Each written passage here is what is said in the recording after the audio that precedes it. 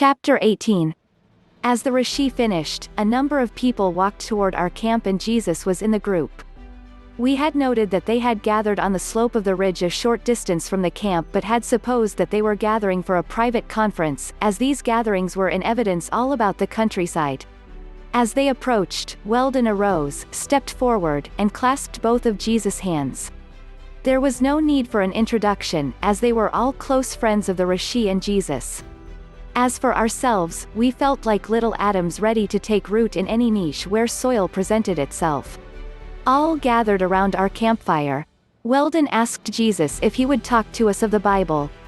This met with a most hearty approval from all, and Jesus began. Let us consider David's prayer in the 23rd Psalm, "The Lord is my shepherd, I shall not want." You will note this was not a prayer of supplication. Do you not see that the real meaning implies that the one great principle is leading us into the way we should go, or great principle goes before on our pathway, and thus we make the crooked places straight? This principle prepares our pathway as a shepherd does for his trusting and dependent sheep, thus we can say, "Where our Father leads I am unafraid." The good shepherd knows where everything is located that is good for his sheep, thus we can say, "I shall not want." With David we can say, "I cannot want, for I am as guarded against every ill." Every want of our physical nature is supplied. Not only shall we be well fed in the green pastures, but there will be an abundance to spare. We rest in complete assurance that every desire is already fulfilled and provided for. We can let go of every weary sense and say, with David, "He maketh me to lie down in green pastures, he leadeth me beside still waters." The blue of their quiet depths gives great peace to our minds, and our troubled consciousness is stilled.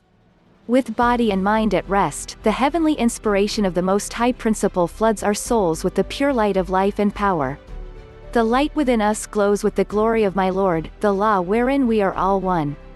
This radiant light of spirit renews our understanding, we stand revealed to our true selves, so that we know ourselves as one with the infinite, and each is sent from this principle to manifest the perfection of the Father principle. In the quiet calm of our souls, we are restored to our pure selves and know that we are whole, thus, "He restoreth my soul." Yea, though I walk through the valley of the shadow of death, I will fear no evil. In the fullness of the bounty of this God principle, what can we fear? Here we rest our physical natures, God quiets our minds, God rests our souls, God illumines us for service. Therefore, with this perfect preparation from within, what outer tests could cause us to fear that any evil thing could harm us? God is in the midst of every one of us, to each he is an ever-present help in time of trouble. In him we live and move and have our being. We say with one voice, "All is well." Now each can say, "God love leads me directly into the fold. I am shown the right path and corrected when I stray from this fold. The power of God love attracts me to my good, thus all that would harm is shut from me." Now, with David, each can say, "For thou art with me, thy rod and thy staff they comfort me." In first taking up this work and perceiving the truths or the fundamental scientific facts underlying all life and the way of attaining thereto, you take the first step, and the exhilaration and enlightenment are so far beyond anything you have hitherto experienced that you decide to go on in the work. Then doubts, fears, and discouragements are allowed to creep in, and your ongoing seems to be retarded. You struggle first one way, then another, and you seem to be losing ground. The struggle seems to be too great for human beings to accomplish, and you begin to look at the failures all about you. You say God's children are dying on every hand, and none within your generation has accomplished the ideal of everlasting and eternal life, peace, harmony, and perfection which I idealize. You say that accomplishment must come after death, so you let go and find for a time that it is much easier to drift on and on with the human tide on the downward trend.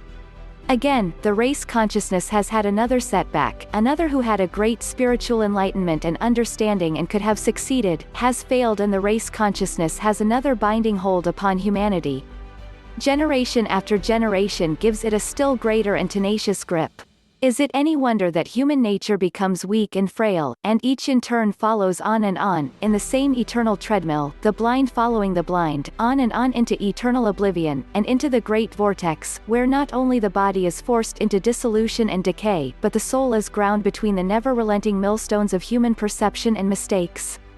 If you would realize, as I did and as so many have done, that it is far easier to work out your own problem in one earthly experience than it is to go on and accumulate a race consciousness of good and evil that soon becomes an encrusted shell, that has been added to, layer by layer, upon an incrustation by each succeeding experience, until it takes superhuman force and sledgehammer blows to break the shell and release your true self.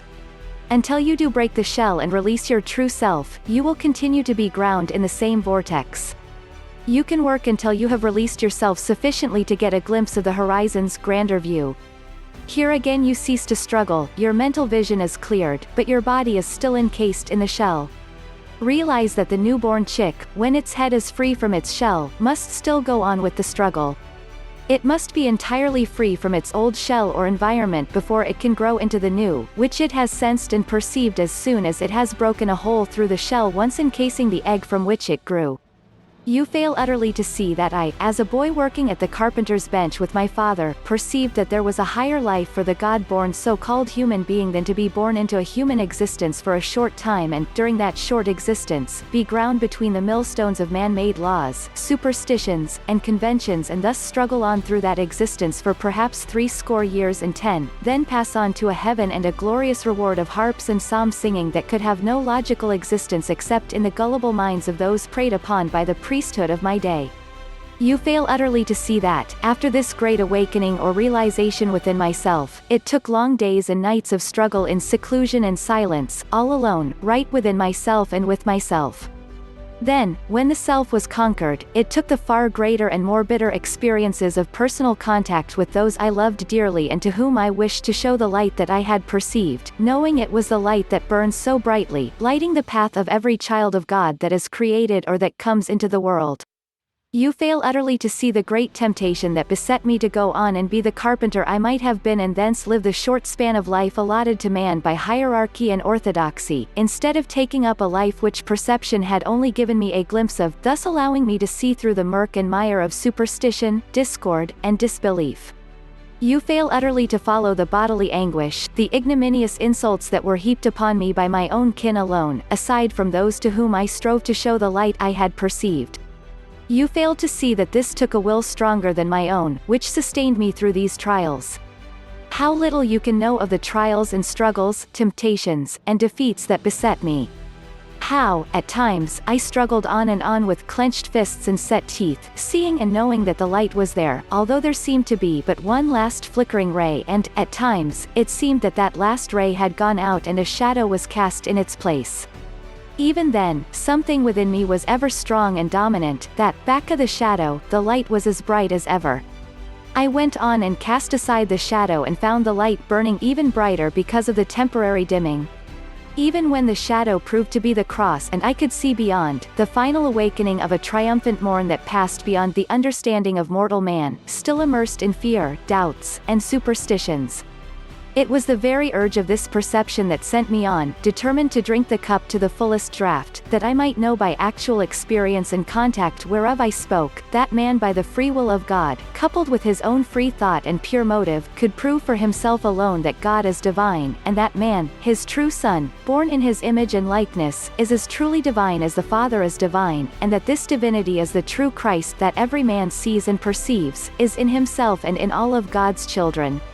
This true Christ is the light that lights every child that comes into the world. It is the Christ of God our Father, in, through, and by whom we all have everlasting life, light, love, and true brotherhood, the true fatherhood, the true sonship, of God and man. In the light of this true understanding or truth, you do not need a king, a queen, a crown, a pope or a priest. You, in the true perception, are the king, the queen, the pope, the priest, and none but yourself and God stand alone. You expand this true perception to take in the whole universe of form and shape, and with your God-given creative ability, you surround them with the perfection that God sees and surrounds them with. Addendum. The word Arya means cultured, refined, noble. Aryavarta was the land wherein the people gave great heed to race culture. Arya Bhava was the ancient name for the highest virtue. Arya Marga was the path to noble life. These precepts had been handed down through eons of time. In ancient India, culture was most human in its outlook, the thought being, great men for a great country, hence we find a great people, complete brotherhood, true love and reverence for each human unit, truly humble souls knowing that all are God. This could in no way become another name for strife and contention, it must become the dominant factor in its essential relationship toward the building of true world consciousness. The Aryans dreamed and philosophized, yet their dreams were most real. They not only dreamed of God, they knew that God was actually enthroned in the hearts and lives of all mankind, as the true and beautiful in every human unit. Is there an intelligent man that does not have such a philosophy, a viewpoint or attitude toward that world?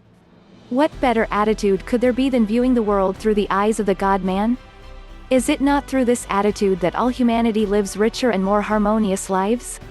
The Aryan message is, build up your manhood and womanhood and you build up all humanity. By so doing, you avoid the so-called sins against the body. Through the accomplishment of this ideal, you realize the supreme opportunity of Earth's pilgrimage and, with the right sense of proportion, the rich powers of youth are laid as an offering at the Mother's shrine. Thus, you find the key to the kingdom of heaven right within your own soul, just as you did 1,000 or 1,000,000 years back and will do in the years to come. This can be accomplished here and now, or you can go on and plow through materiality on its network of roads and through its network of thoughts, until you eventually reach the same central white light which is again Spirit, the Christ in everyone, the truth made manifest unto you. This is the ultimate for all races, all creeds, all religions, the fatherhood and motherhood of God. Once self-mastery is attained, the master leads on, ever on. The Aryan manhood guarded Aryan culture. The Aryan womanhood has been the greatest guardian of this culture. All through the ages, she has nourished the moral, social, and political life. Her intuitions and mysticism of sympathy have always stood as the great bulwark of the Aryan ideal. Aristotle asked that an Indian teacher, versed in the ancient teachings and culture of India, be brought to him, a teacher that in the noblest sense could be called a true man, physically strong, intellectually and morally refined. It is God's promise that prayer is always answered. I say unto you, ask and it is given unto you, seek and ye shall find, knock and it is opened unto you. For every one that asketh, receiveth, and he that seeketh findeth, and to him that knocketh, it shall be opened. In other words, the Christ admonishes us, when principle says, yes, refuse to take, no does not have its origin in God but in our own failure to believe in God's promise. The God promise to man never fails, but how few can stand the test of knowing. How few can meet every trial by knowing God, until the Christ of God is released within them. What an invitation to constantly know God, what an appeal for definiteness and persistency. God principle always bears with its own, those ready to receive the highest understanding. As they cry out for deliverance from their adversaries, they know it is only for their future purification and enlightenment. Thus, they realize that the adversary is a friend, as the adversary compels their unceasing search for God principle. The promise is, principle cannot break its own law. We ask for strength to erase the evil thought that law can be broken or that there is a power that can oppose God power. As God is all power, God must answer prayer. God is the only word, it cannot fail.